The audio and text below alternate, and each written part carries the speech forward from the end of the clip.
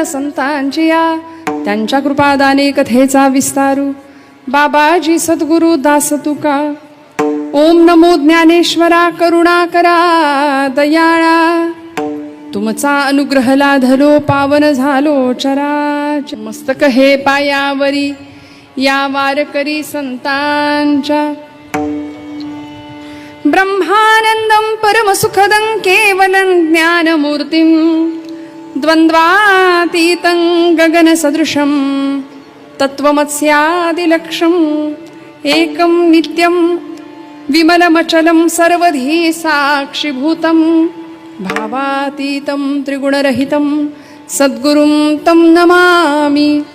योऽन्तः प्रविश्य मम वाचमिमां प्रसुप्तां सञ्जीवयत्यखिलशक्तिधरस्वधाम्ना. पुण्यांश्च हस्तचरणश्रवणत्वगादीन् प्राणान्नमो भगवते पुरुषाय तुभ्यं.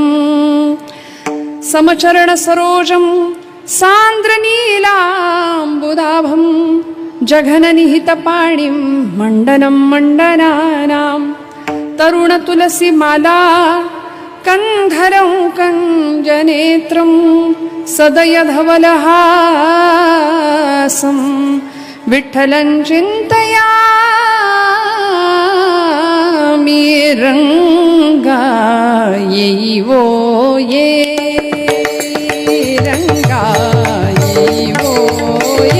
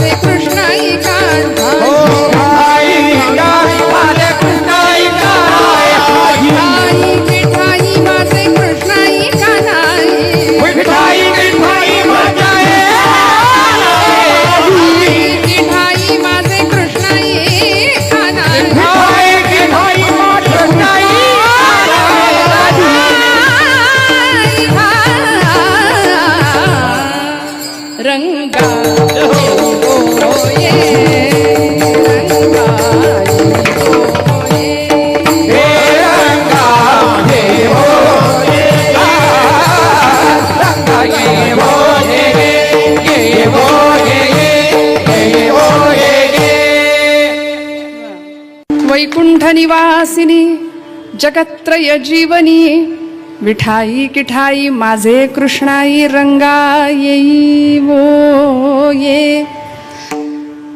कर जोडून या पायी ठेवी तसे माथा तुका विनवी पंढरीनाथा. रंगी ओढवावी रंगकथा पुरवी मनोरथा माय बापा. प्रभो तुम्ही महेशाची या मूर्ती मी दुबळा अर्चितसे भक्ती.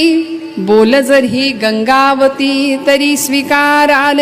श्रद्धापूर्वक भावानी नमस्कार करते नतमस्तक होते. सेवे लागी सेवक झालो तुमच्या लागलो निज चरणा. मस्तक हे पायावरी या वारकरी संतांच्या. परमार्थ क्षेत्रामध्ये आपली प्रगती व्हावी आणि उन्नत दिशेने आपला प्रवास व्हावा या अत्यंत प्रामाणिक हेतूने आपण सर्व केलवड ग्रामस्थ आजूबाजूच्या पंचकृषीतली सर्व मान्यवर मंडळी इथे कीर्तनाकरता आज उपस्थित आहात. मनापासून सगळ्यांच्या चरणारविंदी कृतज्ञतापूर्वक वंदन करते. सेवेसाठी घेतलेला अभंग हा जगद्गुरु संतश्रेष्ठ श्री तुकोबरायांचा 4 चरणांचा सगळ्यांच्या पाठांतरातला सर्वांच्या परिचित असलेला मागणीपर प्रकरणातला असून पांडुरंग परमात्म्याकडं अत्यंत देखणं मागणं तुकोबराय या अभंगात मागतात. आजच्या कार्यक्रमाचं प्रयोजन हे नैमित्तिक आहे. 1 दिवसीय कार्यक्रम आहे. केलवड सारखं अतिशय सुंदर असं संतांच्या परम पावन पदस्पर्शांनी पुनीत झालेलं हे गाव, ज्या गावाला भक्तीचा वारसा आहे, ज्या गावाला अध्यात्माची भूमी असं म्हटलं तरी ते चुकणार नाही, ज्या गावाच्या 4ही दिशांना मारुतीराय जणू काही राखणदार म्हणून उभे आहेत, इतकं सुंदर भूमी, जिथे साधू संतांची पुण्याई आहे आणि त्या पुण्याईच्या बळावर आम्ही भक्ती मार्गाची वाटचाल करतो आहे. अतिशय सुंदर असलेला हा परिसर मला या भागात नेहमी जेव्हा जेव्हा कीर्तन करण्याची संधी मिळते किंवा आपल्या सगळ्यांच्या दर्शनाचा योग येतो त्यावेळी मनापासून आनंद वाटतो. आज या कुटुंबियांच्या एक दिवसीय नैमित्तिक कार्यक्रमासाठी आपण सगळे इथे उपस्थित आहोत. परमपूज्य सद्गुरू सच्चिदानंद सद्गुरू श्री साईनाथांची ही भूमी आहे. त्यांच्यापासून अत्यंत जवळ आहात आपण. संतांच्या जवळ राहायला सुद्धा भाग्य लागतं मंडळी.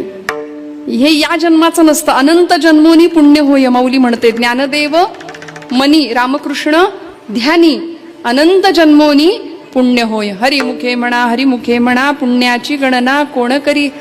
त्यामुळे अनेक जन्माची पुण्याई असते की मग अशा ठिकाणी आमचा जन्म होतो. पवित्र ते कुळ पावन तो देश जेथे हरीचे दास जन्म घेती.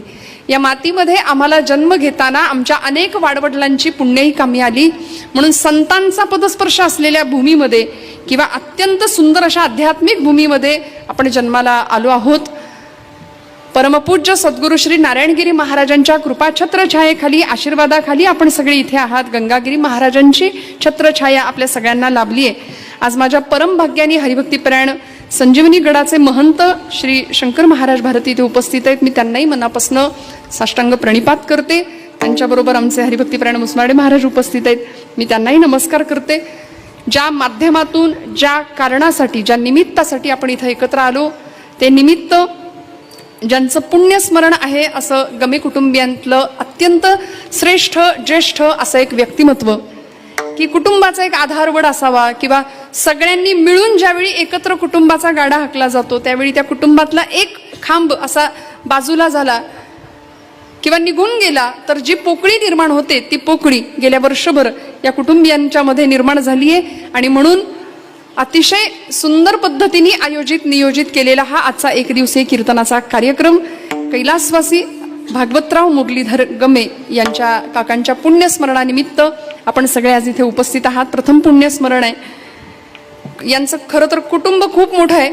कार्यक्रमाची तारीख घेण्यासाठी 2-4 महिने आधीपासून आमचे हरिभक्तीपरायण संदीप महाराज बागुल आणि त्यांच्या माध्यमातनं या गावचे पोलीस पाटील असलेले आमचे गमे काका ज्यांच्या घरी आता पाहुणचार झाला ते त्यांच्या माध्यमातनं ही सेवा माझ्या वाट्याला आली आहे. त्यांची इच्छाशक्ती त्यांचा भाव आणि मला असं वाटतं माझ्यावरचे ते आशीर्वाद असं मी समजते होतो किंवा जाणारी व्यक्ती काय ठेवून जाते तर ही श्रीमंती आहे. त्यामुळे त्यांच्या पुण्यस्मृतीला आजच्या कीर्तनाच्या माध्यमातनं आपण वंदन करायचं. त्यांना उत्तम सद्गती प्राप्त व्हावी ही परमेश्वराच्या चरणी उत्तम अशी प्रार्थना करायची. आणि आजच्या सेवेसाठी उपस्थित असलेली ही सर्व गंधर्व सभा अतिशय सुंदर अशी महाराष्ट्रातली नामवंत गायक वादक मंडळी उपस्थित आहेत. दादा सांभाळतायत. मनापासून सगळ्यांच्या चरणारविंदी कृतज्ञतापूर्वक वंदन. आमचा महिला वर्ग या सगळ्या आमच्या विणेकरी मावशी असतील सगळ्यांच्या चरणी वंदन करून सेवेला प्रारंभ. विठ्ठल. कीर्तनामध्ये टाळाचं प्रयोजन आहे. कीर्तनामध्ये लावणी श्रुती मृदंग टाळ घोष. जीवनातला विटाळ घालवावा, जन्ममरणाचा विटाळ संपवावा याकरता टाळ आहे. मृदंग का म्हणाले? जो मृत असून भजनात दंग आहे तो मृदंग आहे. मग आता पुढचं बोलायला लागेल का? निर्जीव आहे. निर्जीव चांबडं सुद्धा डोलतं आणि भजनात आम्हाला डोलायला भाग पडतं. मग आम्ही तर सजीव माणसं आहे, चालते बोलते देह आहोत आम्ही. मग आम्ही इकडं काय येत नाही हा आपल्यालाच आपण विचारायचा प्रश्न आहे. संतांना असं वाटलं की आपली पावलं हरिनामाच्या दिशेने, भक्तीच्या दिशेने, अध्यात्माच्या दिशेने वळली पाहिजेत, आली पाहिजेत. म्हणून संतांचं हृदय खरचळलं, तळमळलं, कळवळलं. का मी असं म्हटलं? ही साधू संतांची भूमी आहे. नारायणगिरी महाराजांच्या कृपाछत्र छायेखाली आणि त्यांच्या आशीर्वादाने पुनीत झालेला हा सगळा परिसर आहे. साधूंच्या आश्रयाला राहणं, त्यांनी सांगितलेल्या मार्गावरनं चालणं आणि संतांनी घालून दिलेला मार्ग हा अत्यंत सुखाचा राजमार्ग आहे बरं का. आम्ही ज्या वाटेवरनं चालतो ती वाट दुःखाची आहे, ती वाट खडतर आहे. पण संतांनी आम्हाला घालून दिलेला मार्ग हा अत्यंत सुंदर आहे. तेणेची पंथे चालू जाता न पडेची गुंता कोठे काही. आयुष्यातला सगळा गुंता सोडवणारी ही संतांनी दिलेली वाट आहे. आता तुमचा माझा प्रश्न असा आहे, आम्ही आमचं ठरवायचंय. माणूस म्हणून जन्माला आलो ना, मग दुःखाच्या वाटेवरनं चालायचं की सुखाच्या वाटेवरनं चालायचं? कुठली वाट आपल्याला आवडेल? पण आपण सुखाची वाट सहसा त्या वाटेला जात नाही. जी वाट अत्यंत दुःखाची आहे, जी वाट अत्यंत खडतर आहे, त्या वाटेला आपण चालायला बघतो. आणि मग आता तिकडे एकदा रस्ता आम्ही वळवला, आमचा मार्ग वळवला की आमच्या वाट्याला दुःखच येणार आहे, हे त्रिकालाबाधित सत्य आहे. म्हणून ज्ञानोबांपासून कैवल्य साम्राज्य चक्रवर्ती ज्ञानोबराय, जगद्गुरु संत श्रेष्ठ श्री तुकोबराय, आमचे शांतीब्रह्म संत श्रेष्ठ श्री एकनाथ महाराज, नामदेव महाराज, समर्थ रामदास स्वामींपर्यंत अगदी निळोबराय, या सगळ्याच मंडळींनी तुम्हाला मला आमच्या जीवनाचं उत्थान करणारा एक सुंदर असा मार्ग भक्तीचा, नामाचा, अध्यात्माचा देऊन ठेवला. आणि त्यांना जो ब्रह्मसाम्राज्याचा आनंद मिळाला तो आनंद आपल्याला मिळावा असं त्यांना वाटलं. बरं का, आता हे फक्त संतांनाच वाटू शकतं की आपल्याला जे मिळाले ते लोकांना मिळावं. आपल्याला असं वाटतं का सहसा, मला मिळाले म्हणजे माझंही माझंच आणि तुझं सुद्धा माझंच, ही आपली सर्वसामान्य प्रापंचिकाची वृत्ती आहे. जगाचं तिकडं काही का होईना वाटोळं झालं तरी चालेल, पण मी कसा सुखी राहिलो पाहिजे, माझा प्रपंच कसा सुखी झाला पाहिजे, माझी लेकरं बाळ कशी सुंदर वाढली पाहिजेत, हाच विचार आम्ही करतो. पण माझ्या ज्ञानोबा माऊलींना कधीतरी विचारावं, माऊली तुमचं काय हो, ज्ञानोबराय तुम्ही कुठला संसार केला. ज्ञानोबराय उत्तर देतात, अवघाची संसार सुखाचा करीन, आनंदे भरीन तिन्ही लोक. आणि मग कुठं जायचंय, जाईन गे माये तया पंढरपुरा, जाईन गे माये तया पंढरपुरा, जाईन गे माये तया पंढरपुरा, जाईन गे माये तया पंढरपुरा, जाईन गे माये, जाईन गे माये तया पंढरपुरा, जाईन गे माये तया पंढरपुरा. भेटेन माहेरा आपुलिया, भेटेन माहेरा आपुलिया, जाईन गे माये तया पंढरपुरा, जाईन गे माये तया पंढरपुरा. जाईन गे माये तया पंढरपुरा, जाईन गे माये तया पंढरपुरा. माझं माहेर पंढरपूर आहे असं कोण म्हणतं, ज्ञानोबराय, तुकोबराय. शीतळ हा पंथ माहेराची वाट, जवळीच नीट सुखरूप, आलो निजाच्या माहेरा, भेटे रखुमाईच्या वरा. संतांचं ते माहेर ठरलं, माझे माहेरा पंढरी आहे भिवरेच्या तीरी. लौकिकातलं सासर माहेर आमचं वेगळं, पण संतांची संकल्पना फार वेगळी होती. बाप आणि आई माझी, माझी विठ्ठल रखुमाई, माझे माहेर पंढरी आहे भिवरेच्या तीरी. माझी बहीण चंद्रभागा, काय नाती जोडली बघा ना संतांनी. पंढरपूरची वाट आवडली, प्रिय वाटली आणि आम्हाला सुद्धा तीच वाट धरायला सांगितली. या देहाला इथं आल्यानंतर संसारामध्ये हा जीव इतका गुरफटला, इतका गुरफटला आणि मग आता जिथून आलोय तिथं आम्हाला जावं लागतं. म्हणून लौकिकातलं सासर माहेर वेगळं, संतांच्या दृष्टीने सासर आणि माहेराची संकल्पना वेगळी. म्हणून संतांनी प्रत्येक वेळी त्या माहेराची संकल्पना आमच्या समोर ठेवली किंवा ते माहेर तेच जास्त आवडीचं, तेच जास्त जवळचं. कुठलं, पंढरपूर. मग ज्ञानोबारायांनी आम्हाला ती वाट दिली. बरं, माऊलींचं काम किंवा व्यक्तित्व साधं सुद्धा नाही, साक्षात कैवल्य साम्राज्य चक्रवर्ती, कैवल्याचा पुतळा प्रगटाला भूतळा, कैवल्याचा पुतळा प्रगटाला भूतळा, कैवल्याचा पुतळा प्रगटाला भूतळा, कैवल्याचा पुतळा प्रगटाला भूतळा. चैतन्याचा जिव्हाळा ज्ञानोबा माझा, चैतन्याचा जिव्हाळा ज्ञानोबा माझा, साधकांचा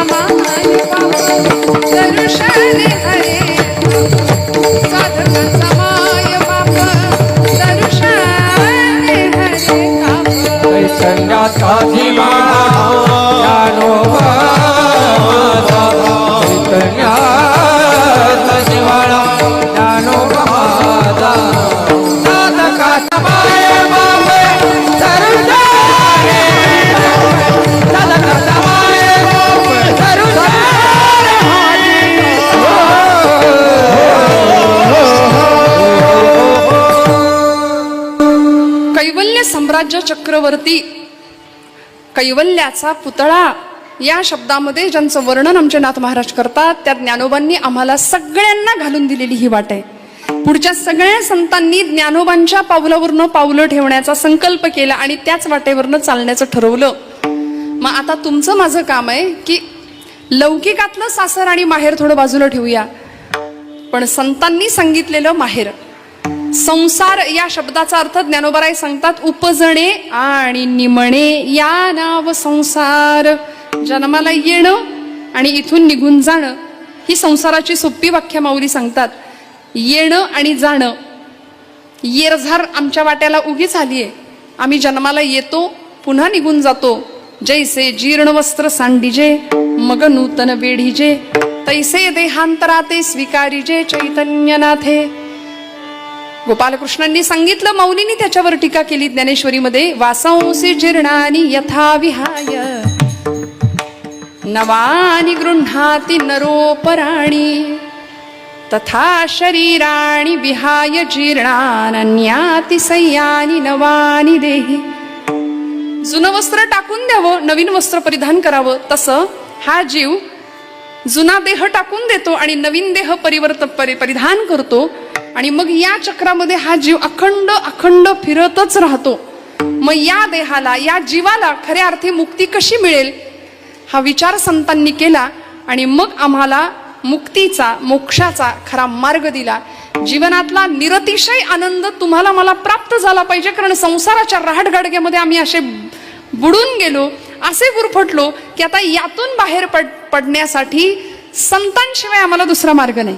प्रवासात राहायचं, संतांचा संग करायचा, तरच तुमच्या माझ्या जीवनाचं उत्थान आहे, मंगल आहे, कल्याण आहे. आणि संतांना आमच्या कल्याणाची वेळोवेळी तळमळ वाटली म्हणून जगद्गुरु संतश्रेष्ठ तुकोबरायांसारखे वैराग्याचे रागरसिक असलेले, वैराग्याचे मूर्तिमंत पुतळे असलेले जगद्गुरु संतश्रेष्ठ श्री तुकोबराय अनेक अभंग आमच्या समोर त्यांनी दिले. आज आमचा समाज दुभंग होतोय, पण संत वाङ्मय अभंग आहे. किती वर्ष झाली? 375 वर्ष पूर्ण झाली तुकोबरायांच्या वैकुंठ गमनाला. 750 वर्ष पूर्ण होतात या वर्षी माऊलींच्या जन्माला. किती भाग्यवान आहे बघा. आणि इतक्या दिवसानंतर सुद्धा ज्ञानोबरायांचे शब्द, तुकोबरायांचे अभंग आज आमच्यासाठी अजरामर म्हणून उपस्थित आहेत, आम्हाला तारतायत, आम्हाला जीवनाचा मार्ग दाखवतायत. हे संतांचं काव्य होतं, हे संतांचं शब्दब्रह्म होतं. आम्हा घरी धन शब्दांचीच रत्ने, शब्दांचीच यत्ने शस्त्र करू. मग आता हातामध्ये शस्त्र घेण्याची गरज नव्हती. तुकोबराय म्हणले शब्दच आमचं शस्त्र आहे. या शब्दांच्या माध्यमातनं आम्ही जीवनामध्ये, लोकांमध्ये भक्तीचा जागर करू, प्रसार करू, प्रचार करू. म्हणून आपल्या सबंध जीवनामध्ये जगद्गुरु संतश्रेष्ठ श्री तुकोबरायांच्या घराची जर आपण परंपरा पाहिली तर 1 नाही 2 नाही 8 पिढ्यांची परंपरा तुकोबरायांना लाभते. विश्वंभर बाबापासून निर्माण झालेली ही तुकोबरायांची पिढी, विश्वंभर बाबांच्या सौभाग्यवती अमाई माता, संध्याकाळची वेळ, विश्वंभर बाबा जेवायला बसलेत, मुखात अन्नब्रह्माची प्रार्थना केली आणि पहिला घास मुखात घालणार एवढ्यात डोळ्यातनं टचकन पाणी आलं. आणि अमाई मातेने विचारलं, धनी का बरं डोळ्यात पाणी आलंय, कशा पायी रडतायसा? विश्वंभर बाबांच्या हातातला घास हातातच राहिला, डोळ्यातनं घळघळ नेत्राश्रू व्हायला लागले. आणि आई आपल्या सौभाग्यवतीला, अमाई मातेला सांगतायत की काय सांगू अगं, घास घशाखालनं उतरे ना, पण का बरं, काय होतंय तरी काय तुम्हाला? यंदा पंढरपूरची वारी घडणार नाही असं वाटतंय म्हणले. का नाही घडणार हो? आणि असं त्या वारीमध्ये मिळतं तरी काय? अगं जो वारी करतो त्यालाच कळतं या प्रश्नाचं उत्तर, नेमकं काय मिळतं. यंदा वारी घडणार नाही असं दिसतंय, हातपाय गळून जायला लागले, वय झालंय माझं असं वाटलं त्या दिवशी. आणि मनापासून वाटलं बरं का. भगवंताच्या विषयी अर्थभाव मना निर्माण होणं अत्यंत गरजेचं आहे. नाही तर दिखाव्याची भक्ती सगळेच करतात, सगळेच करतात, पण भगवंत अंतरंग जास्त पाहणार आहे ना. विश्वंभर बुवांनी सांगितलं, अगं हातपाय गळून गेलेत, यंदाची वारी बहुतेक माझ्याकडून घडत नाही. कसं तरी जेवण आटोपलं, अन्न ब्रह्माची प्रार्थना केली, हातावर पाणी घेतलं, बिछाण्यावर अंग टाकलं, झोप काही लागली नाही. पण पहाटेच्या वेळी थोडासा डोळा लागला आणि डोळ्यासमोर लख्ख प्रकाश, साक्षात भगवंत पंढरीश परमात्मा पांडुरंगांनी स्वप्न दृष्टांत दिला आणि स्वप्नात पांडुरंग परमात्मा येऊन विश्वंभर बुवांना सांगतायत, बुवा अहो तुम्ही पंढरपूरला आला नाही म्हणून काय झालं, मी आलोय तुमच्या मळ्यात, मागे जाऊन बघा जरा काय आहे. उठले, शुचिरभूत झाले, 4 माणसं सोबत घेतली आणि आमराईमध्ये गेले. घराच्या मागे असलेल्या आमराईमध्ये काही खणण्याचं साहित्य सोबत घेतलं, 4 माणसं बरोबर घेतली आणि मंद सुगंध असा तुळशीचा वास आला, सुगंध आला. बघा, जिथं भगवंत असतो ना तिथं सुगंध असतो. मी अजून बोलते, जिथं सुगंध असतो तिथे भगवंत असतो. जिथं सुगंध आहे तिथं कृष्ण परमात्मा आहे, तिथे पांडुरंग परमात्मा आहे. तुळशीचा सुगंध आला. पृथ्वी माझी सुगंध जाण, तो मी म्हणे नारायण. नाथ भागवतातली ओवी आहे नाथबाबांची. पर्वता माझी स्थैर्यपण, तो मी म्हणे नारायण. पृथ्वी माझी सुगंध जाण, तो मी म्हणे श्रीकृष्ण. सुगंध येतो अचानक. एखादा वारीमधल्या माणसांना अनेक अनुभव असतात, काही फुल नसतं, काही नसतं, पण सुगंधाची झुळूक येऊन जाते. लक्षात ठेवायचं, देव आपल्या जवळ आहे. दर्शनशास्त्रातल्या या खुणा आहेत, देव आपल्या जवळ असतो. असा सुगंध आला आणि थांबले तिथं. कुणाला तरी सांगितलं, बरा माती बाजूला करा. म्हणले कुदळीने नको, हाताने माती बाजूला करूया. आणि कुणीतरी मुद्दाम आणून ठेवाव्यात अशा विठ्ठल रुक्मिणीच्या मूर्ती सापडल्या. मूर्तीच्या पायावर डोकं ठेवलं विश्वंभर बुवांनी आणि सगळ्या देहुनी बुवांच्या पायावर डोकं ठेवलं. का? बुवा तुमच्यामुळं पंढरीचा पांडुरंग इथं देहूत आला, मंदिर बांधलं गेलं आणि ज्या पिढ्या, ज्या कुळाला 1 नाही 2 नाही 8 पिढ्यांची विठ्ठल भक्तीची परंपरा लाभली, असे आमचे जगद्गुरु संत श्रेष्ठ श्री तुकोबराय. बोल्होबा आणि आई कनकाईच्या पोटी जन्माला आलेलं हे नररत्न. बोल्होबांचा तर इतका मोठा भक्तीचा अधिकार होता. पांडुरंगाच्या समोर बोल्होबा गेले ना वारी करत, पांडुरंगाच्या समोर उभे राहायचे आणि भगवान पांडुरंग परमात्म्याने बोल्होबांना बघून मान खाली घालावी अशी. आणि रुक्मिणी आई साहेबांनी तिकडून विचारावं, अहो मान का खाली घातली? भगवंत म्हणायचे, बघितलं नाहीस का, सावकार दारात आलाय आणि सावकार दारात आला की कर्जदारानं मान खालीच घालायची असती म्हणले. आईसाहेब म्हणाले, म्हणजे अगं हे सगळे नामाचे सावकार आहेत, या सगळ्यांचं माझ्यावर इतकं भक्ती ऋण आहे ना, आणि ते ऋण दिवसेंदिवस चढतंय वाढतंय. या सगळ्या कुळातल्या एकाही व्यक्तीने माझ्याकडं काहीच कधीच मागितलं नाही, माझ्याकडं काही मागितलंच नाही. बोल्होबांना पांडुरंग परमात्मा स्वतः म्हणायचे, तुमच्या कुळात कोणी माझ्याकडं काही मागितलं नाही, माझ्याकडं येणारे सगळे भक्त कमी आणि व्यापारी जास्त आहेत. आता आपण ठरवायचं आपण नेमकं कोण आहे, नाही का? श्रीमंतातला श्रीमंत माणूस देवाकडे जाऊन काय मागतो? भीकच मागतो. दारात बसलेला एखादा, देवळाच्या दारात बसलेला भिकारी हातामध्ये पात्र घेऊन तोही भीकच मागतो. संतांकडून काय शिकायचं? पांडुरंग परमात्मा सांगतायत, या कुळातल्या कोणीच माझ्याकडं काहीच नाही मागितलं, काहीच नाही मागितलं. बोललो बा तुम्ही तरी मागा काहीतरी. मागण्याची आस आहे मुखाकडे, मागण्याची आस आहे मुखाकडे. चिरतिला रुपये मनोरथ,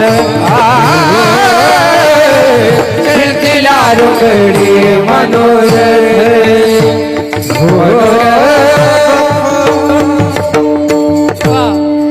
चपखल याला म्हणायचं प्रमाण.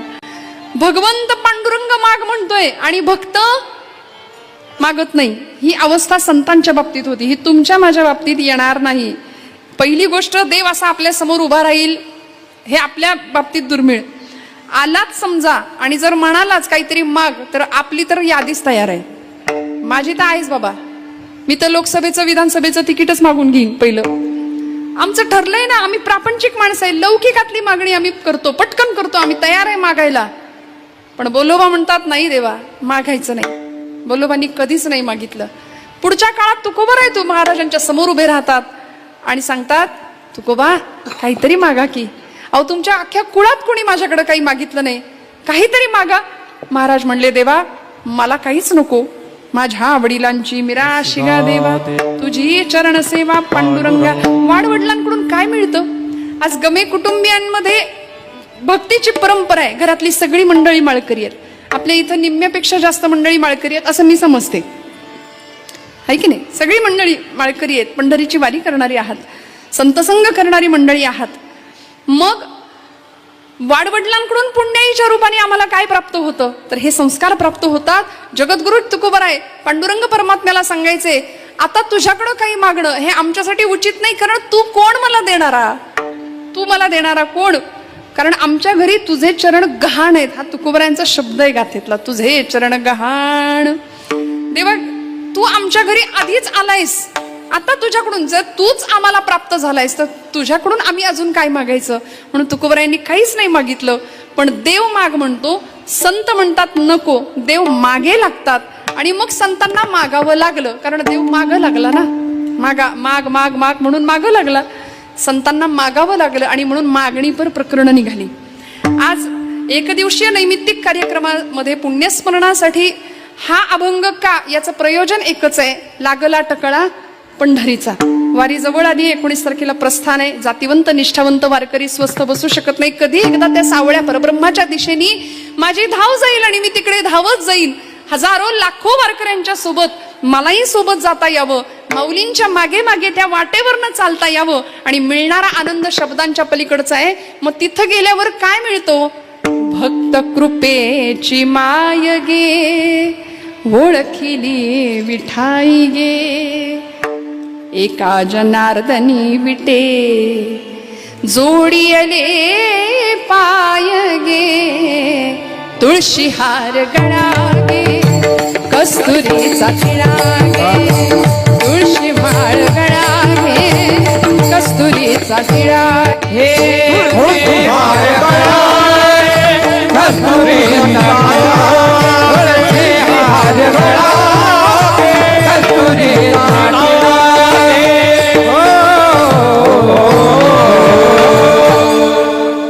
सोयगे कळू आली सोयगे, प्राणाचाही प्राणू पाहता.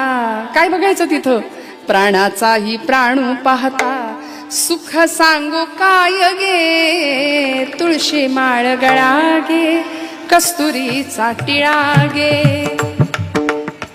इतका आनंद त्या वाटेवर मिळतो, विटेवरचा देव वाटेत भेटतो. म्हणून त्या वाटेवर चालायचं, आणि संतांनी आम्हाला ती वाट दिली.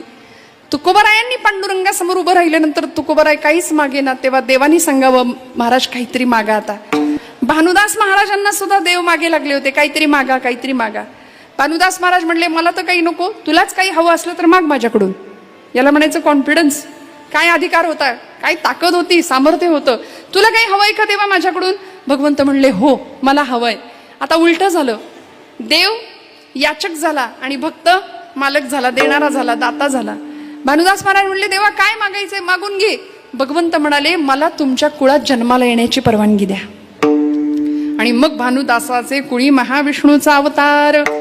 म्हणून नाथ बाबा साधं सोपं नाही, साक्षात महाविष्णूंचा अवतार म्हणून नाथ बाबांनी जन्म घेतला इथे नाथांच्या भानुदासांच्या कुळामध्ये. ही भक्तीची परंपरा, ही अनेक पिढ्यांची परंपरा या संतांना लाभली. आणि मग अशा वेळी तुकोबरायांच्या समोर ज्यावेळी भगवंत येतात आणि सांगतात देवा मागा, एकतर संत काही मागत नाहीत. मागण्याचं प्रयोजन काय, देव मागे लागला म्हणून. बरं मागितलं का, स्वतःसाठी नाही मागितलं, जगासाठी मागितलं. आणि जगाला कळावं, वेळ आलीच देवाकडे काही मागण्याची, तर काय मागायचं असतं याचा वस्तुपाठ समाजाला कळावा म्हणून संत मागणं मागतात. विठ्ठल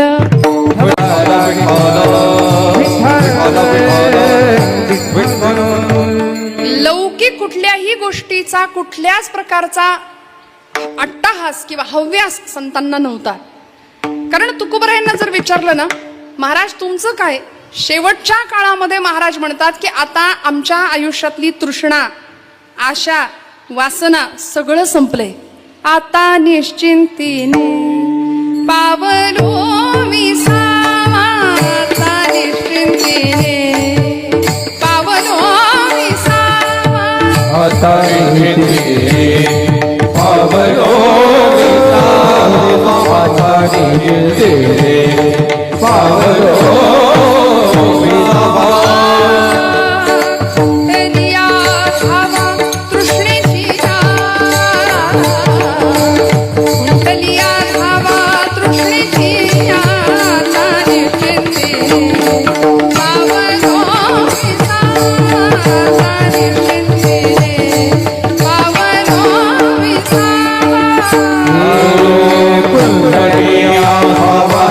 Yeah.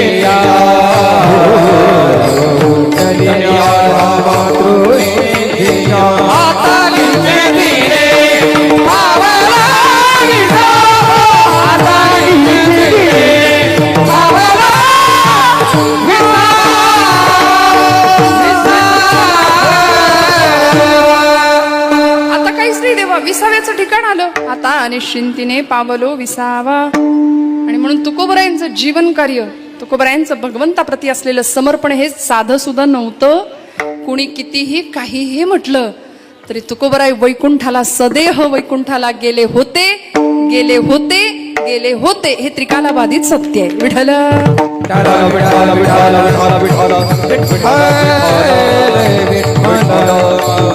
माऊलींचा संजीवन समाधी सोहळा, तुकोबरायांचं वैकुंठ गमन लोकांनी चर्चेत आणलं. यावर चर्चा करण्या इतकी आमची बुद्धिमत्ता नाही. श्रोते हो, तुकोबरायांचं वैकुंठ गमन व्हावं, सदेह तुकोबराय वैकुंठात जातात. पांडुरंग परमात्मा तुकोबरायांच्या मागे लागतात. महाराज काहीतरी मागा ना हो, काहीतरी मागा.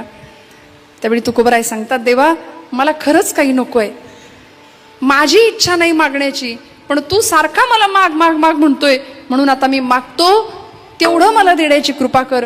स्वतःसाठी नाही तर तुझीच भक्ती कायम वृद्धिंगत व्हावी याकरता देवा काय कर. अभंगाचं प्रथम चरण. हेची भावी माझी आस,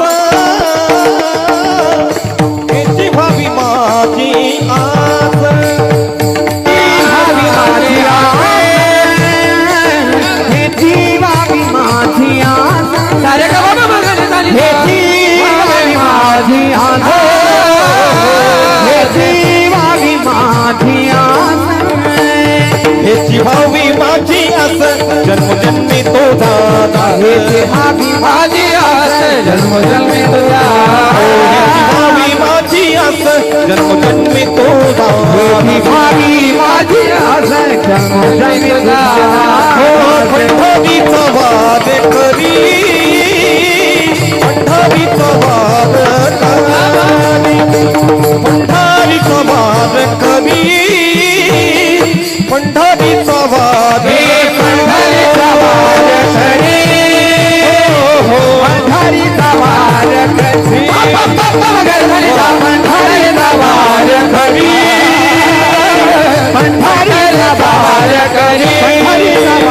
करी, वाद करी. टाळ्या वाजवा जोरदार चालीसाठी. वा वा. जरा काटकसर करताय का तुम्ही? नाराज आहे का आमच्यावर? नाही ना? खणखणीत टाळ्या वाजवा. वा वा. काय तुकोबराय सांगतात हो, हे चिभावी माझी आस, जन्मोजन्मी तुझा दास, पंढरीचा वार करी, वारी चुकोने दि हरी. देवा माझी एकच इच्छा आहे. आस म्हणजे इच्छा. काय इच्छा मागितली? आमच्याकडे मागण्याची पद्धत थोडी वेगळी आहे. महाराज म्हणतात, हेची दान देगा देवा तुझा विसर न भावा. आम्ही म्हणतो हेची दान देगा देवा, लाखभर रुपये पगार व्हावा आणि जमल्यास इन्कम टॅक्स बुडवता यावा. हे आमचं असलं नश्वर आणि स्वार्थी मागणं हो. मेलेल्याच्या टाळूवरचं लोणी सुद्धा हिसकावून घेणारा आमचा समाज. बहिणाबाई आहेत खानदेशातल्या कवयित्री. बहिणाबाईंनी समाज मानसाला प्रश्न विचारला, अरे माणसा माणसा कधी होशील माणूस, लोभापायी माणसाचा झाला रे कानूस. बहिणाबाई म्हणायच्या, मानसा मानसा तुझी नियत बेकार, अरे तुझ्या परिस बरं गोठ्यातलं जनावर. काय उपमा दिली हो, काय कल्पना केली कवयित्रींनी, बहिणाबाईंनी. अहिराणी भाषेतल्या त्यांच्या कविता प्रसिद्ध आहेत. समाज मानसाला अत्यंत सुंदर असे प्रश्न आमच्या संतांनी, आमच्या महापुरुषांनी विचारले. स्वामी विवेकानंद सुद्धा म्हणायचे की माणूस माणसासारखा का वागत नाही? देवानं माणसाला घडवलंय तरी माणूस माणसासारखा वागायला तयार नाही. आज परिस्थिती अशी आहे. म्हणून संतांकडे जायचं आणि संतांनी आम्हाला असे सुंदर वस्तुपाठ दिलेत. काय मागायचं, कसं वागायचं, आचारसंहिता दिली ना. उत्तम प्रकारे आचारसंहिता दिली. देव समोर उभा आहे आणि तुकोबरायांना कडकडून आलिंगन द्यावं पांडुरंग परमात्म्याने. महाराजांनी पांडुरंगासमोर पोट भरून मन भरून कीर्तन करावं. 5 तास कीर्तन करावं. सर्व सुखले आलो, सर्व अलंकार आनंदे निर्भर डुलत असो, या अवस्थेला पोहोचावं. आणि मग देवानी सांगावं तुकोबराय काय पाहिजे. महाराज म्हणतात, हे चिभावी माझी आस. मागितलं का धन संपत्ती? काही नाही मागितलं. प्रपंचाचे अक्षरशः 18-20 दारिद्र्य ज्या घरात होतं तुकोबरायांच्या, लेकरं बाळ अन्नासाठी टाहो फोडायची. मागता आलं असतं की नाही देवाकडं? संपत्ती, पैसा. दुष्काळाने जनता त्रस्त झाली होती. तुकोबरायांनी कर्ज खतप इंद्रायणीच्या डोहात बुडवून दिली. सगळं लोकांना देऊन नामा निराळे मोकळे झाले. आणि मग म्हणतात, बरे झाले देवा, निघाले दिवाळे बरी या दुष्काळी, पीडा केली देवा, बरं झालं. कारण आम्ही माणसाशी नतदृष्ट आहे की दुःख आले की तू आठवतोस. आम्हाला चांगलं सगळं असताना देव आठवत नाही. वेदना भगवंताकडे घेऊन जाते हे सगळ्या संतांना माहिती होतं. अनुभवाचे बोल होते. म्हणून कुंती मातेनी देवाकडे दुःखच मागितलं का नाही. प्रपंचातली प्रतिकूलता परमार्थाची अनुकूलता ठरत असते. ब्रह्मचैतन्य गोंदवलेकर महाराजांचं वाक्य आहे. प्रपंच प्रतिकूल असला की देवच आठवतो, दुसरं काही नाही आठवत मग अशा वेळी. त्यामुळे तुकोबराय म्हणतात प्रपंच माझा असाच असला पाहिजे, प्रतिकूलच असला पाहिजे. बरे झाले देवा आम्ही सदैव सुडके, जवळी येता चोरही धाके. चोर सुद्धा 10 वेळा विचार करेल आमच्या घरात येताना की बाबा याच्या घरचं दारिद्र्य बघून आपल्या जवळचं काहीतरी ठेवायची इच्छा व्हायची. त्यामुळे चोरही आमच्याकडे येणार नाही. आम्ही असे श्रीमंत आहोत खऱ्या अर्थी, कारण साक्षात भगवंत प्राप्त आम्हाला झालाय. सगळ्या सुखाचा जो आगर आहे तो भगवंत आम्हाला प्राप्त झालाय. मग तुकोबराय भगवंताला सांगतात देवा मला खरं तर काही नको, काही नको. आमच्या जिजाई आईसाहेब ज्यावेळी पांडुरंग परमात्म्याला शिव्यांची लाखोली व्हायच्या ना, त्यावेळी भगवंत तुकोबराय म्हणायचे आवले अगं असं बोलू नको, आपल्याला सगळं मिळेल, ज्यांनी चोच दिली आहे तो चारा देणार आहे. कारण जीवनातल्या सगळ्या चिंतांचं हरण करणारा चिंतामणी भेटला होता. मग प्रपंचाची ददात कसली. त्यामुळे पांडुरंग परमात्माला महाराज म्हणतात की देवा मला खरंच काही नको, हेची व्हावी माझी आस. ही व्हावी माझी आस म्हणता आलं असतं नाही, पण भाषिक दृष्टीने विचार केला तर हेची व्हावी माझी आस असं म्हणून भाषेतला चकार तुकोबराय वापरतात. आणि जेव्हा च भाषेमध्ये येतो हा चकार आम्हाला निश्चय दाखवतो. बरं का, तुम्ही आमच्या घरी जेवायला या आणि आमच्याकडं तुम्हाला जेवायला आलंच पाहिजे. आलंच हा जो चकार आहे ना तो निश्चय दाखवतो, तो प्रेम दाखवतो, तो अधिकार दाखवतो. आणि तुकोबराय म्हणतात हेची दान देगा देवा, हेची व्हावी माझी आस, जन्मोजन्मी तुझा दास. बरं मागितलं काय, इच्छा काय मागितली, मला जन्मोजन्मी काय करून घे, तुझा दास करून घे. बरं दास्यत्व हे तितकं सोपं आहे का. अहो दास ही काही पदवी आहे होय, दास ही अवस्था आहे. तुकोबराय त्या अवस्थेला पोहोचले. आणि भागवत ग्रंथामध्ये भक्त प्रल्हादांनी आपल्या पित्याला नवविधा भक्ती सांगितल्या. श्रवणम कीर्तनम विष्णू स्मरणम पादसेवनम अर्चनम वंदनम दास्यम सख्यम आत्मनिवेदनम. श्रवणापासून सुरू झालेली भक्ती आत्मनिवेदनापर्यंत पोहोचते आणि हळूहळू टप्प्याटप्प्यानी श्रवणम कीर्तनम विष्णू स्मरणम पादसेवनम अर्चनम वंदनम दास्यम. दास्य ही भक्तीतली एक अवस्था आहे, नवविधा भक्तीतला एक प्रकार आहे.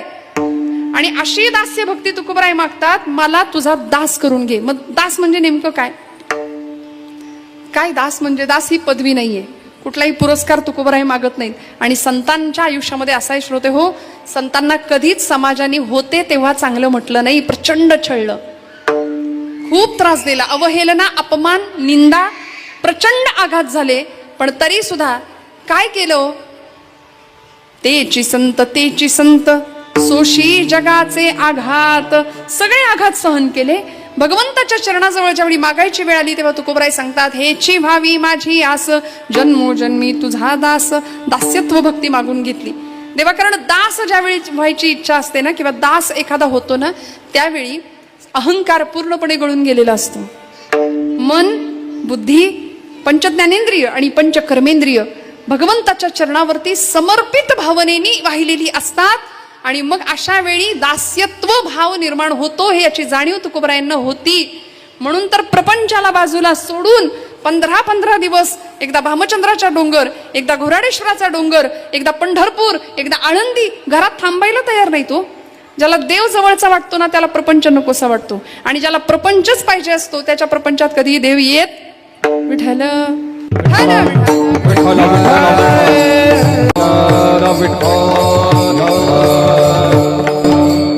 म्हणून तर पांडुरंग परमात्म्याला तुकोबरायांना सांभाळणारी तुकोबरायांची सौभाग्यवती आमच्या जिजाई आई साहेब, त्यांचं दुःख दूर करावं असं वाटलं की नाही हो. इच्छा काय व्यक्त केली, देवा तू मिळाला पाहिजे. आपण देव सोडून सगळं मागतो, हे चिवावी माझी आस. पांडुरंग परमात्म्याला तुकोबराय सांगतात देवा मला तुझा दास करून घे. आम्हाला हे जमत नाही, आपण प्रापंचिक माणसं आहे. देव आवडतो, देव लागतो सुद्धा आम्हाला, पण फक्त संकटापुरता आणि कामापुरता देव आम्हाला लागतो. नैवेद्य समर्पण करताना सुद्धा आम्ही मनापासून करतो का, खरं सांगा. देव पोटचं पोरग जर आमचं उपाशी असेल तर आईच्या डोळ्यात पाणी येतं, पण देव जेवला नाही म्हणून आपण कधी रडलोय का हो? इकडे माता भगिनी, काय अनुभव आहे आपला? आज देवानी माझा नैवेद्यच नाही स्वीकार केला म्हणून आपण रडलो का? नाही रडत. आपण देवासाठी नाही रडत, आपण प्रपंचासाठी रडतो. तुकोबाराय देवासाठी रडतात, नामदेव महाराज देवासाठी रडतात आणि मागतात काय? देवालाच मागतात. हे चिव्हावी माझी आस जन्मोजन्मी तुझा दास. म्हणून तर ज्या तुकोबरायांच्या प्रपंचामध्ये अक्षरशः प्रचंड दारिद्र्यावस्था होती, ते तुकोबराय प्रपंचाकडे बघतही नव्हते. तासन तास भामनाथाच्या डोंगरावर जाऊन बसावं, पोटात पोरांच्या अन्नाचा कण नाही, पाण्याचा थेंब नाही. जिजाई आईसाहेबांना चिंता वाटायची, माझं धनी कुठं बसला असतील म्हणून सगळीकडे शोधावं. आणि पूर्वीच्या महिला चिंतन जास्त करायच्या, चिंता कमी करायच्या. आता उलट आहे, आम्ही चिंतेच चिंतन करत बसतोय. फार चिंता असते हो, फार चिंता असते आम्हाला. काय होईल, कसं होईल. परवा एक 80 वर्षाचे आजोबा भेटले. म्हटलं बाबा सगळं छान झालंय आता प्रपंच, आता मस्तपैकी हातात जपमाळ घ्या, नाही का, प्रत्येकाला जायचंय, मस्त भजन करा, नामस्मरण करा, पांडुरंग स्मरण करा. बरं आता वारी काही आपल्याला घडणार नाही या वयात, मग ठाईच बैसोनी करा एक चित्ता वडी अनंत आळवावा या न्यायानी. कसली चिंता तुम्हाला लागली? ते म्हणले पोरी काय सांगू तुला. म्हटलं काय झालं? अहो 7 पिढ्या बसून खातील एवढं तुम्ही कमावलंय तरी तुम्ही दुःखी. म्हणले हो, 8वी पिढी काय खाईल याची चिंता लागली मला आता. म्हणले इतकं कमावलं, इतकं पहिलं पै गाठी मारून पैसा सगळा सेव्हिंगला गेला. आपली जुन्या लोकांची म्हण आहे, उष्ट्या हातानं कावळा सुद्धा कधी हाकलत नाहीत माणसं. ना देण्याचा विचार, ना समाजाचा विचार, ना धर्माचा, ना राष्ट्राचा. तिकडं देशाचं वाटोळं का होईना, आम्हाला काय करायचंय? आमच्या 4 भिंतींमधला आमचा प्रपंच सुखी असला बस, आम्हाला देशाशी आणि समाजाशी आणि धर्माशी काही घेणं देणं नाही. या संकुचित विचारधारेमुळे संतांनी आम्हाला जो सर्वाभूती परमात्म तत्व पाहण्याचा एक व्यापक दृष्टिकोन दिला, हे तो समस्त ही श्री वासुदेवो ऐसा प्रतीती रसाचा वोतला भावो आणि भक्ता माझी रावो ज्ञानी या तोची. ज्ञानी भक्ताची व्याख्या ज्यावेळी ज्ञानोबराय आम्हाला सांगताना की सगळीकडे ईश्वर दिसला, म्हणून तर घरात नाही थांबले तुकोबराय. वारीचं महत्व आम्हाला संतांनी सांगून दिलं, पांडुरंगाच्या नामस्मरणात अखंड राहिले. आणि मग खरं सांगू का, ज्याला वारीचं महत्व कळतं. आता ही वारी नेमकी कुठली? गाठोडं बांधायचं, वळकटी घ्यायची आणि घरात कोणी विचारत नाही म्हणून पंढरपूरला जायचं, ही वारी आहे का? तिथं पांडुरंग सोडून सगळं मन आमचं सगळीकडे भरकटतं, ही वारी आहे का? नाही. तुकोबरायांनी आतल्या वारीचा विचार केलाय. ही देहाकडून घडणारी वारी आहे ना, ती सर्व अभिमान गळून जाणारी वारी असली पाहिजे. सगळे अभिमान, देहाचा सुद्धा अभिमान गळून जाणं हे या वारीचं इप्सित आहे. वारीत गेल्यानंतर इथं लहान मोठा, तुझा माझा हा भेदच नाही. यारे यारे लहान थोर याती भलती नारी नर सकळांसी आहे येत अधिकार. सगळेजण एका कृपा छत्रछायेखाली, एका शिस्ती म्हणजे माझ्या ज्ञानोबा माऊलींच्या मागे मागे चालतो ना, मग तिथं अहंकार पूर्णपणे गळून पडतो. आणि भगवंताला जर ॲलर्जी कुठली असेल ना, तर मी नेहमी सांगते दंभाची. आपल्याला बघा ॲलर्जी असते, तशी देवाला ॲलर्जी आहे. हा मी आला की देव म्हणतो माझ्याकडे फिरकू नकोस, कारण त्याची ताकद काय? यदादित्य गतं तेजो जगद्भासयते किलम यच्चंद्रमसि यच्चाग्नो तत्तेजो विद्यमाम. तुझी या सत्तेने वेदासी बोलणे. केवढी मोठी भगवंताची सत्ता आहे. वृक्षाचे हे पान हाले त्याची सत्ता राहिली अहंता मग कोठे. ही सगळी अहंता गळून पडावी, कर्मेंद्रिय ज्ञानेंद्रिय भगवंताच्या चरणाशी लागावीत. म्हणून महाराज म्हणाले, देवा सगळी इंद्रिय तुझ्या कामी आली पाहिजेत. घेई घेई माझे वाचे गोड नाम विठोबाचे. डोळे तुम्ही घ्या रे सुख, पहा विठोबाचे मुख. तुम्ही ऐका रे कान माझ्या विठोबाचे. काय काय ऐकायचं? आणि तेथे धाव घेई मना तेथे धाव घेई. मना तेथे धाव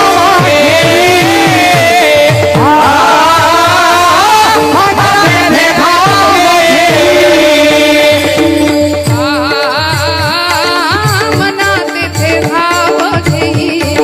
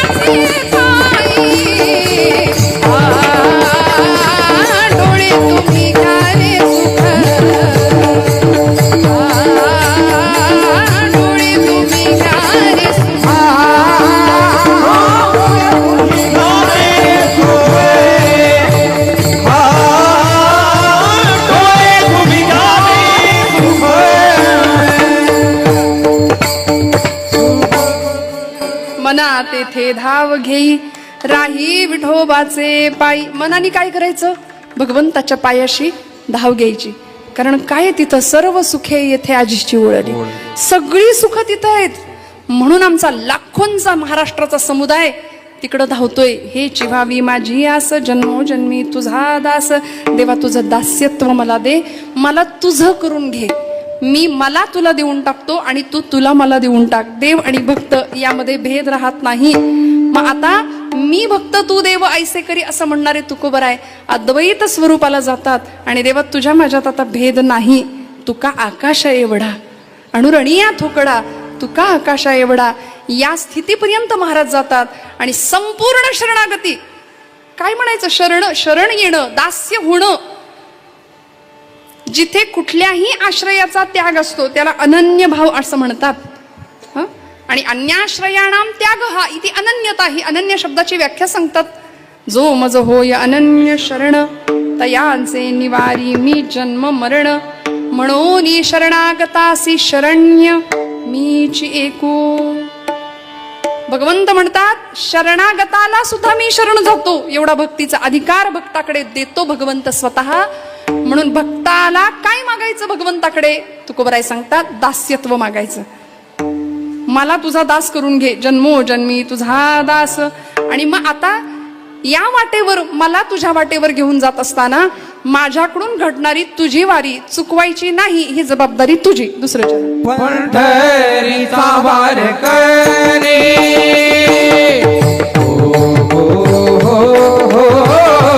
पंढरीचा वारकरी वारी तुआ वारी तुआ हरी.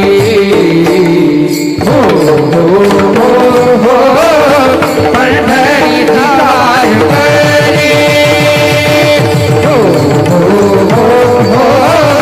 पंढरीचा वारकरी पंढरीचा वारकरी पंढरीचा वारकरी. वा वा, वाजवा टाळ्या वाजवा, मनापासून वाजवत जा जरा. पंढरीचा वार करी वारी चुकोने दि हरी. भगवंतांनी वारी मागितली, तुकोबरायांनी वारी मागितली देवाकडे. माझ्याकडून तुझी वारी घडली पाहिजे, ही वारी चुकता कामा नये. मला पंढरीचा वारकरी बनवून ठेव. आपल्याकडे वारकरी ज्याच्या हातामध्ये टाळ असतो तो वारकरी आहे. ज्याच्या कपाळाला बुक्का आहे तो वारकरी आहे. ज्याच्या गळ्यामध्ये तुळशीची माळ आहे तो वारकरी आहे. नित्य पंढरीची वारी जो करतोय, एकादशीचं व्रत जो करतोय तो वारी आहे, तो वारकरी आहे. आणि वेळ आली तर धर्माचे पालन करणे पाखंड खंडण असं सांगणारे तुकोबराय. आम्हाला सगळे देव शस्त्रधारी आहेत म्हणून हातामध्ये असं किलोभर वजनाचं एक प्रकारचं शस्त्रच दिलंय. वेळ आलीच तर वार खरी नाही का? वेळ आलीच तर वार करी. आम्ही काही साधी माणसं नाही. मऊ मेणाहुनी आम्ही विष्णुदास कठीण वज्रास भेदवायचे. हे पाणी आहे आमचं, ही जात आहे आमची. तुकोबरायांनी भक्तीला शक्तीची जोड सुद्धा द्यायला शिकवलंय. पंढरपूरचा वारकरी हा निष्ठावंत जातीवंत असावा.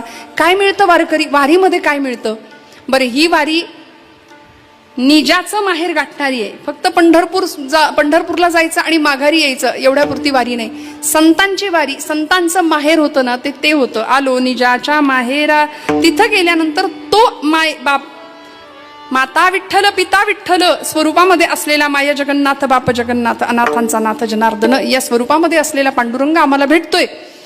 त्यामुळे तुकोबरायांनी ही वारी मागून घेतली. पंढरीचा वारकरी वारी चुकोने दि हरी. माझी वारी नाही चुकली पाहिजे देवा. मी देहानी वारी करतोय, मी मनानी वारी करतोय तुझी. कारण माझ्या प्रत्येक कर्मेंद्रिय ज्ञानेंद्रिय या सगळ्यांना फक्त तुझा स्पर्श आहे, तुझ्या नामाचा स्पर्श आहे. तुझ्याशिवाय माझ्या आयुष्यामध्ये दुसरं काहीच नाही. आणि आमच्याकडे असं आहे, देव सोडून सगळं आहे. वारीला न जाणाऱ्या लोकांना प्रश्न पडतो, असं असतं तरी काय वारीत? बरं, आता वारीमध्ये हौशे गौशे नवशे सगळेच प्रचंड गर्दी आहे, सगळ्यांना माहिती आहे. पण मग तिथं गेल्यानंतर गळ्यामध्ये तुळशीची माळ असली, कपाळाला बुक्का असला की वारकरी असं ठरतं का? गळ्यात माळ आहे, कपाळाला बुक्का आहे आणि वास्कन याच्या अंगावर वास्कन त्याच्या अंगावर जर ओरडणं असेल तर मग नाही का? पथ्य आली पाहिजे. जेणे विठ्ठल मात्रा घ्यावी तेणे पथ्य सांभाळावी. पथ्य काय? गळा माळ शोभे आत्मरूप शांती. भक्तिभाव दोन्ही धरू टाळ हाती, टिळा विरक्तीचा कपाळास न्यालो. आम्ही विठ्ठलाच्या भजनात न्हालो. एकतानी संगे एक रूप झालो. आम्ही विठ्ठलाच्या भजनात न्हालो. आम्ही विठ्ठलाच्या भजनात न्हालो. भूक भाकरीची छाया झोपडीची. काय मिळतं वारीत? फार तुम्हाला 5 स्टार सोय असते का? मिळेल तिथे मिळेल ती सोय, आणि अंग टाकलं की लगेच झोप. जे भल्या भल्यांना बंगल्यात राहून मिळत नाही ती झोप एखाद्या खडकाळ जमिनीवर चिखलात पडलात तरी झोप लागते. इतकं सुख. भूक भाकरीची छाया झोपडीची, निवाऱ्यास न्यालो उब गोधडीची. माया मोह सारे उगाळून प्यालो. माया मोह सारे उगाळून प्यालो. आम्ही विठ्ठलाच्या भजनात न्हालो. आम्ही विठ्ठलाच्या भजनात न्हालो. मी म्हटलं ना, विटेवरचा देव वाटेत भेटतो. मी आता बोलून गेले, सगळे वारीमध्ये हौशे गौशे नवशे असतात. मला कुणाची निंदा नाही करायची, पण आमची तरुण मंडळी सुद्धा आता जातात. पण त्यापेक्षा म्हणजे निम्म्यापेक्षा जास्त मंडळी रील करायला जातात. त्याचं काय करायचं? रीलचा जमाना आहे सध्या. आता इतकी क्रेज त्या गोष्टीची आहे, इतका उत्पात माजलाय या सगळ्या गोष्टींचा. आम्ही देवासाठी जातो की त्या रीलसाठी जातो, हा सगळ्यात मोठा प्रश्न आहे.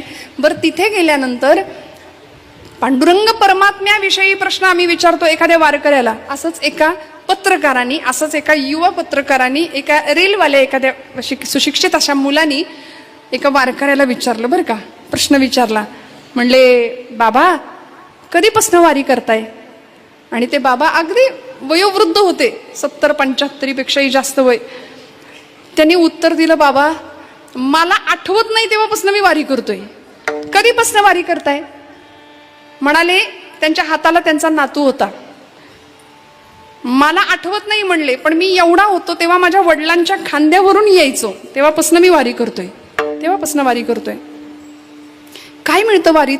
इतके वर्ष तुम्ही वारी करताय, 70 वर्ष वारीच करताय. दरवर्षी तुम्ही पांडुरंगाच्या भेटीला येता. बरं, वारीच्या काळामध्ये भगवंत दर्शन होत नाही, पांडुरंग भेटत नाही, मुखदर्शन सुद्धा दुर्मिळ. अशा ह्याच्यात तुम्ही दरवेळी येता, मग तुम्हाला पांडुरंग भेटला का? प्रश्न होता, देव भेटला का? देव दिसतो का? देव भेटलाय का तुम्हाला? इतके वर्ष तुम्ही वारी करताय. आपलं काय म्हणणं आहे हो? आपल्याला देव भेटलाय का? आपल्याला देव भेटलाय? ज्ञानोबरायांना भेटला. अनंत वेशे अनंत रूपे देखिला म्या त्यासी, बापर कुमा दिव्य रुखुड बाणली तैसी, योगिया दुर्लभ तो म्या देखिला साजणी.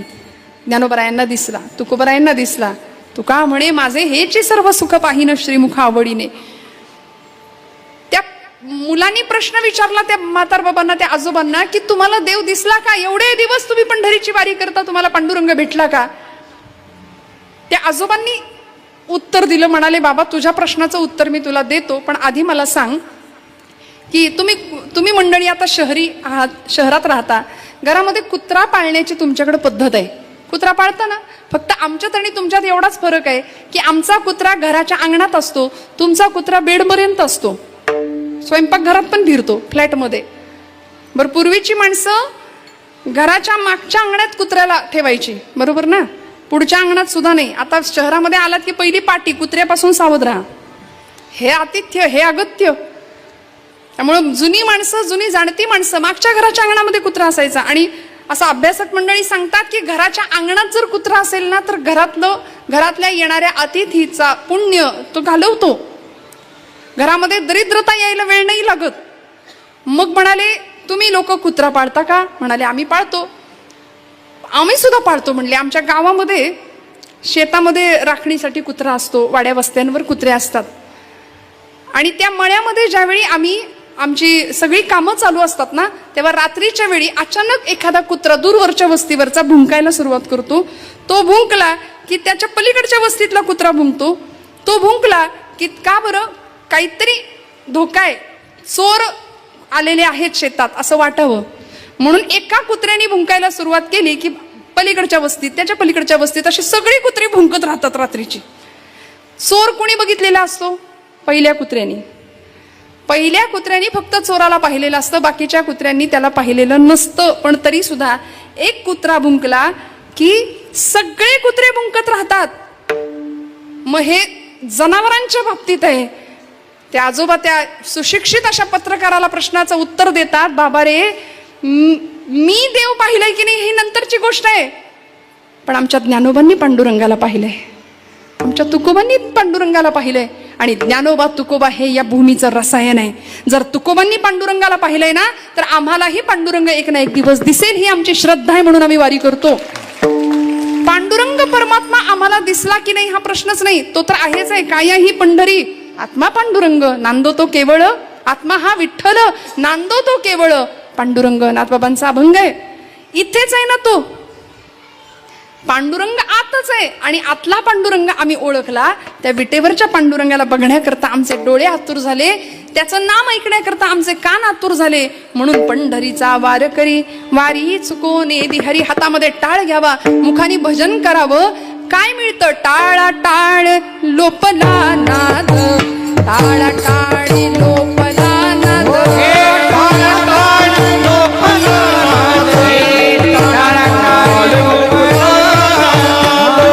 अंगुमुराला छंद, अंगी अंगुमुराला छंद,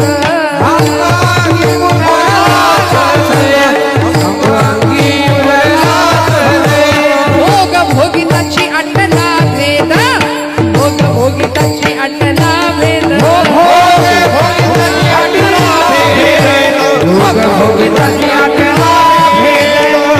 गिळोनी गावा गोविंदू रे, ज्ञान गिळोनी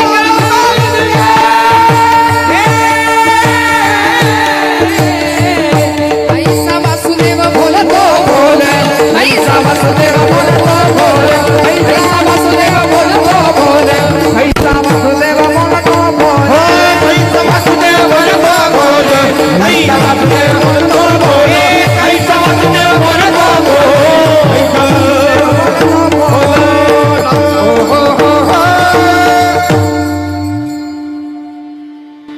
सगळ्या दशदिशांना फिरून सुद्धा सुख नाही मिळणार, प्रपंचामध्ये सुख नाही मिळणार, ते एका दिशेला मिळणार आहे, त्या वाटेवर मिळणार आहे. हे संतांना माहिती होतं. म्हणून पंढरीचा वारकरी वारी चुकोने दिहरी, अशी वारी माझ्याकडून घडली पाहिजे, असा संग मला मिळाला पाहिजे. अभंगाचं तिसरं चरण. संत संग सर्व काळ, संत संग सर्व काळ, संत